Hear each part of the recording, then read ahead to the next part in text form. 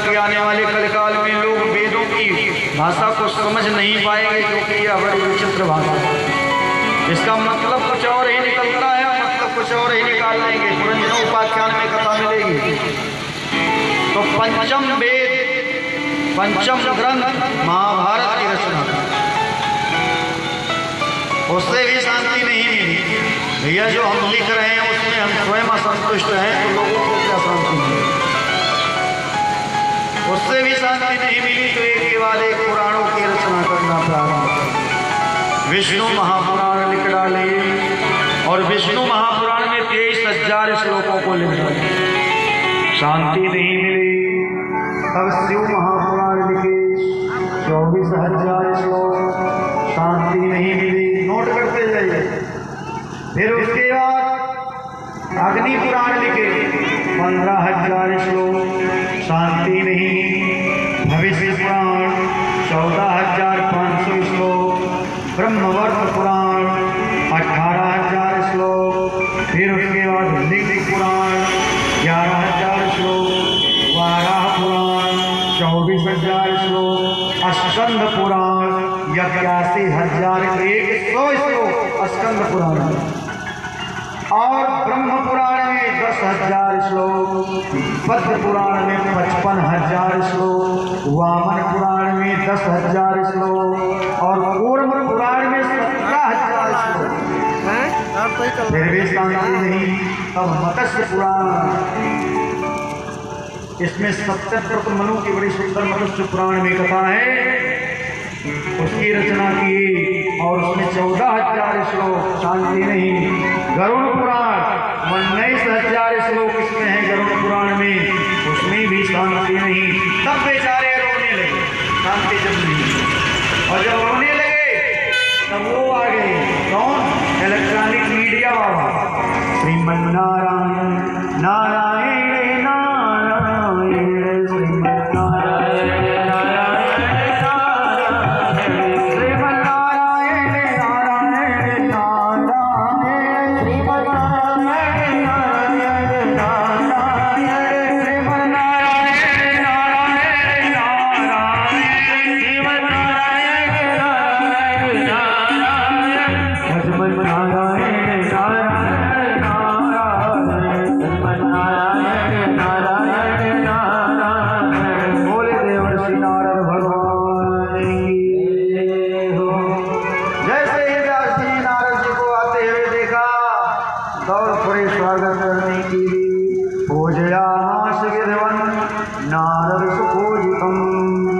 सुंदर पूजन किया, और नारद जी पहुंचते ही क्या पूछा व्यास जी से? पाराशर महाभागा भवता कच्चिदात्मा परिदुष्ट सारी आत्मा मानसे। ये नहीं कहा कि हे व्यास जी पाराशर महाभाग, पाराशर के जो पुत्र हैं व्यास जी, पाराशर नंदन, हे पाराशर नंदन व्यास जी, आपके धर्म कर्म सब ठीक तो चल रहे हैं? व्यास जी ने कहा कि महाराज क्या सब बढ़िया चल रहा है। महाराज हम समाज के लिए कुछ करना चाहते थे कि जीवों का कल्याण होगा। महाराज ये इतना पुराण हमने डाले लेकिन शांति नहीं। नारद जी ने कहा होगा भी नहीं, क्योंकि इसमें तुमने बड़े बड़े वेदांत की भाषा तुमने लिख दिया है, बड़े बड़े व्याकरण इसमें तुमने डाल दिया है। ये तो जो बहुत बड़े ज्ञानी होंगे उन्हीं को आनंद मिलेगा, लेकिन हंस जानते हो, जब तक कीचड़ रूपी सरोवर का निर्माण रहेगा इसमें हंस नहीं आएगा। हंस तो जहाँ पर सुंदर सरोवर होगा वहीं पर मोती चुगने के लिए आएंगे। अर्थात क्या, अभी तक तुमने भगवान की महिमा गाई और इससे भगवान प्रसन्न नहीं हो। यदि तुमको भगवान को प्रसन्न करना हो अपने आप को, तो भगवान के भक्तों की कथा करो, भगवान के भक्तों की कथा भगवान को सुनाओगे तो भगवान भी प्रसन्न होंगे, तुम भी प्रसन्न हो जाओगे। देखो मुझे, देखो मेरे पूर्व जन्म का अवलोकन। तब नारद जी ने अपने पूर्व जन्म का बड़ा सुंदर चरित्र सुनाया कि मैं पूर्व जन्म में दासी पुत्र था, मेरा नाम भोला था, मेरा नाम भोला, और मेरी माँ एक दासी की संजोग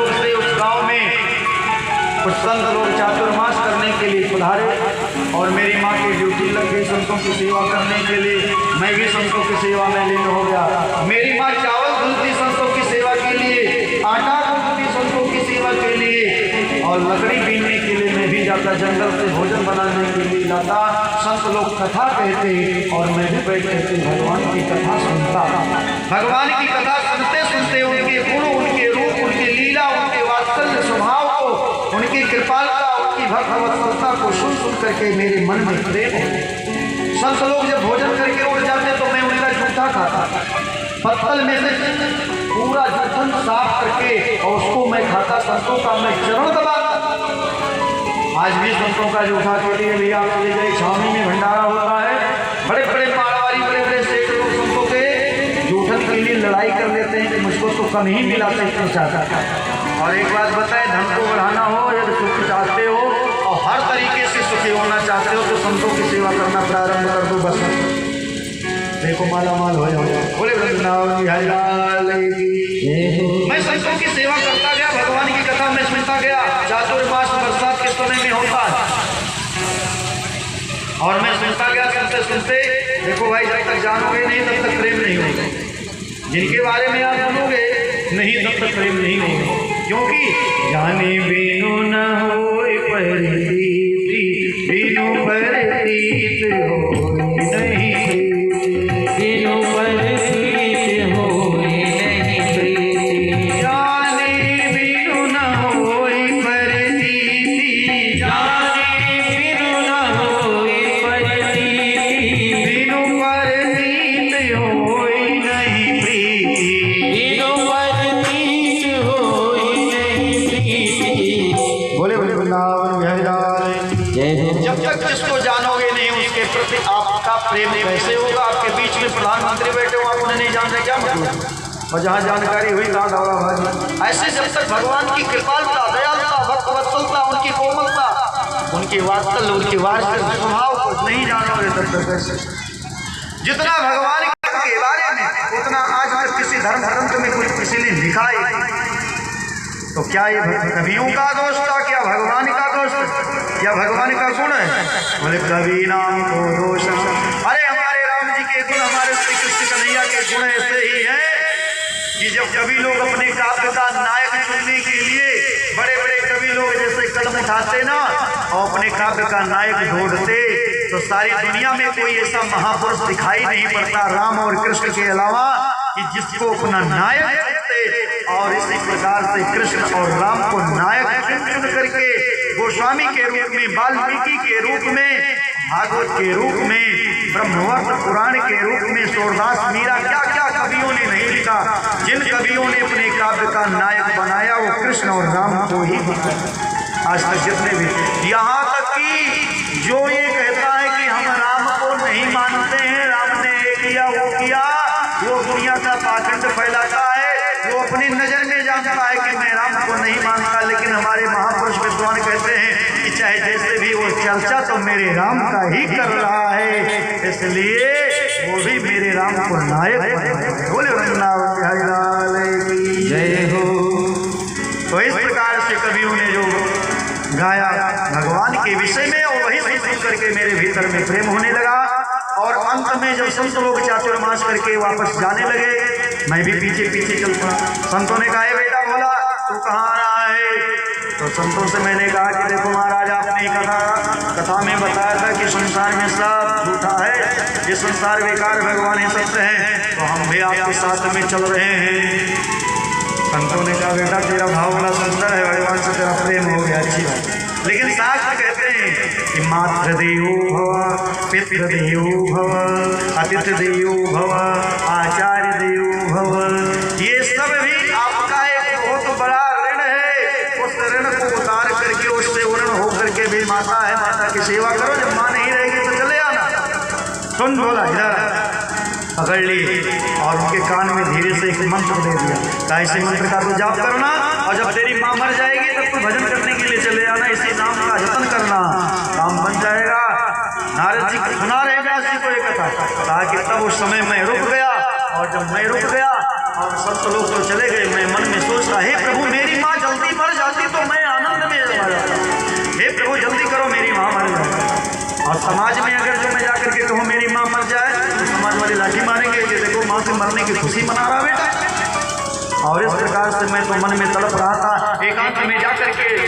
का दिया हुआ जो नाम था उसी का मैं रगड़ करता।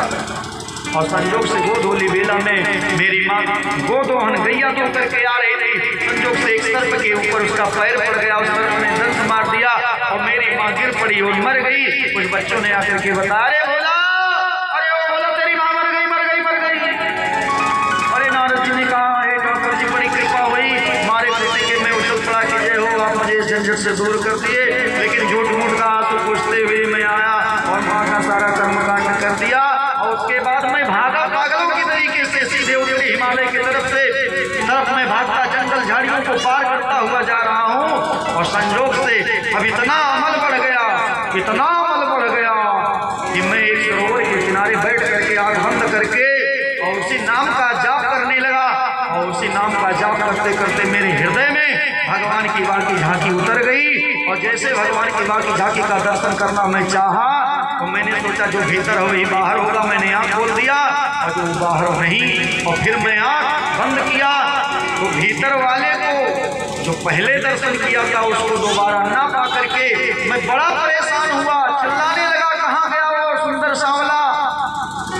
मैं परेशान हुआ, तब आकाशवाणी हुई कि हे बेटा भोला, तू चिंता मत कर, मैंने तेरे को अपने रूप सुधा की अभी तो थोड़ी सी चूरन चटनी चटाई है, ये तो केवल थोड़ा सा झलक दिखाया है। क्यों दिखाया? क्योंकि संतों के वचनों पर तेरे को विश्वास हो जाए कि संत कभी झूठ नहीं बोलते हैं, मंत्र में विश्वास जगे, इसलिए मैंने अभी थोड़ा सा दर्शन दिया है। आने वाले मंत्र में, आने वाले समय में भगवान भोलेनाथ अपना तीसरा नेत्र खोलने वाले हैं और ब्रह्मा जी इस सृष्टि को समेटेंगे। और जब पुनः सृष्टि का निर्माण होगा तो तू मेरा बेटा बन करके पैदा होगा, मेरा भक्त बन करके। और इस प्रकार से आकाशवाणी की बात मैंने मान ली। फिर भगवान का भजन करने लगा और ब्रह्मा जी ने जो है भगवान भोलेनाथ से निवेदन किया। भोलेनाथ ने नेत्र खोल दिया और सृष्टि को जो है महाप्रलय के रूप में जो है विस्तार हो गया। जल के अलावा संसार में कुछ नहीं रहा। और जब फिर से सृष्टि का निर्माण ब्रह्मा जी करने लगे तो मरीचि, अत्रि, अंगिरा, पुलस्त्य, पुलह, क्रतु, भृगु, वशिष्ठ, दक्ष और नारद के रूप में मेरा जन्म हुआ। कहाँ मैं दासी पुत्र था और कहाँ मैं आज ब्रह्मा का मानस पुत्र बन करके और मैं सारे लोगों में विचरण करता हूँ। भगवान नारायण के पास जब मैं गया तो भगवान नारायण के पास मैं गया तो भगवान विष्णु ने अपनी बीड़ा को उठा करके मुझे भेंट में दे दिया। सारे लोगों में बीड़ा ले ले और मेरा ये रूखा रूखा कीर्तन मत कर। और गायन करते हुए नारायण नारायण और सारे संसार में विचरण करता और तू आनंद ले। और इस प्रकार से उन्हीं संतों की कृपा से मैं यहाँ तक पहुँचा हुआ हूँ।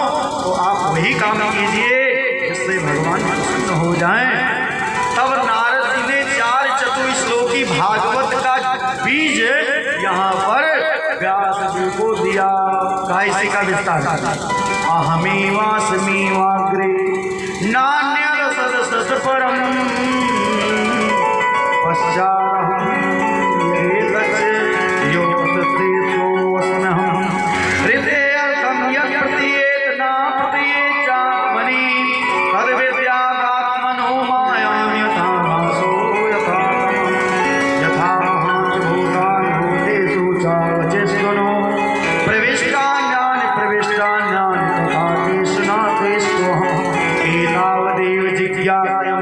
जिज्ञासना आत्मनः अनयव्यातिरेकाभ्यां यज्ञाति सर्वत्र सर्वदा जप श्लोक भागवतम परिपूर्णम्। यही 4 श्लोक भागवत का बीज जो ब्रह्मा जी से मिला था दे दिया और कहा कि व्यास जी आप विस्तार करो। अब व्यास जी सोचने लगे कि हम इसका विस्तार तो करें लेकिन लेखक कौन मिले हमें। तो भागे भागे भोले बाबा के पास गए तो भोले बाबा की कृपा से कथा बड़े विस्तार से गणेश जी को गणेश जी की कृपा हो गई। और गणेश जी ने कहा कि महाराज हम लिख तो देंगे लेकिन कलम हमारी बंद होनी नहीं चाहिए। तो व्यास जी ने कहा कोई बात नहीं, लेकिन जब तक श्लोक का अर्थ न समझ लेना तब तक लिखना भी मत। कहा ठीक है महाराज। नारद जी सोचे कि हमें अर्थ लगाने में कितना देर लगेगा। तो जब व्यास जी को ये लगे कि अब हमें अपना संध्या वंदन करने का समय आ गया है तो ऐसा श्लोक बोल देते कि गणेश जी को उसका अर्थ लगाने में महाराज 2 घंटे लग जाते, 2.5 घंटे।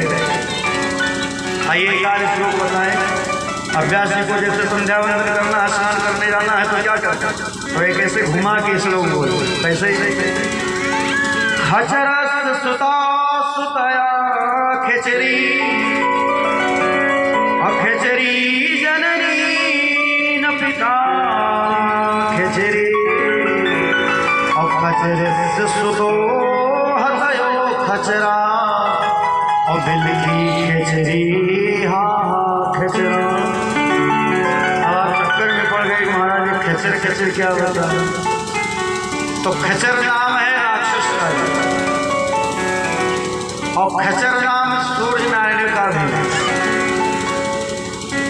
और खेचरी राक्षसी तो हिडम्बासुर नाम का असुर है और उसकी एक बिटिया है जिसका नाम है हिडम्बी।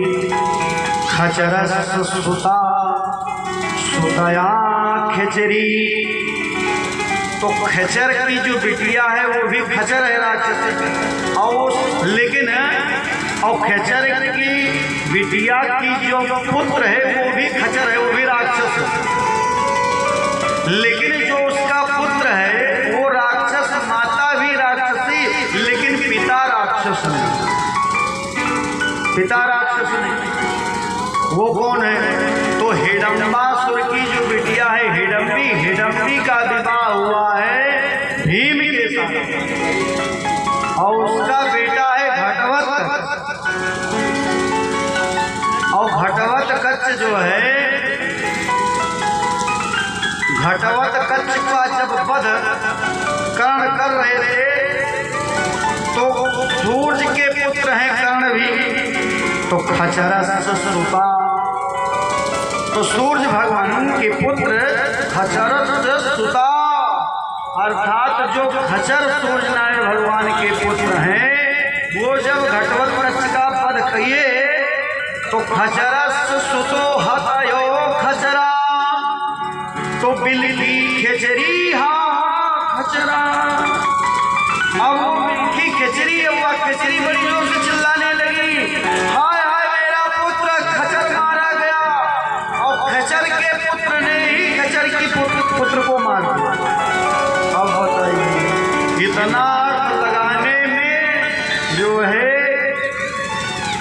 गणेश भगवान को 2.5 घंटे लग गए। बोले बोले नाम जय हो।